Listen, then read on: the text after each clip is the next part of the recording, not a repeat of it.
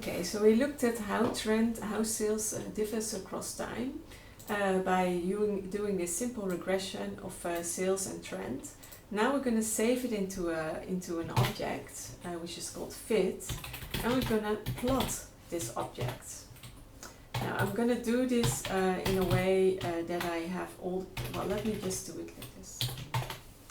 So here you see that you get returned to see the next plot, because actually you plot 4 different things. So this is the first plot, the second plot is a QQ plot, and the third and fourth will not be discussed in this course. Now, let's first look at the QQ plot. So as you can see, this dotted line, this is very thin dotted line, that's the theoretical normal distribution. And as you can see, the actual dots are really far from this distribution, especially in the tails.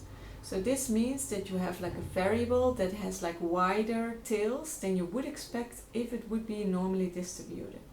So it's not extremely normally distributed. And this is about the residuals, of course. Now let's look at the residuals versus the fitted values. Now here again we have this dotted line, and maybe hard to read, but it's exactly at when residuals are 0. Because this would be the line that the red pattern should follow if there's like no relationship between the fitted values and the residuals. Now what we see from this plot is that the red line diverges a little bit, and it's a little bit tilted into somewhat like a quadratic term, right? It goes up at the end and goes down in the middle and then it goes up again towards this end.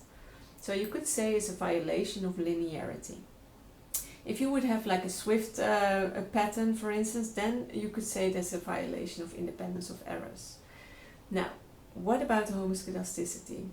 This you can inspect if you just divide this plot into different bars and look at whether how the errors are distributed across this line is different for these different bars. And indeed, we see that here there are 2 groups of fitted values that really have a very different residuals distribution than the rest.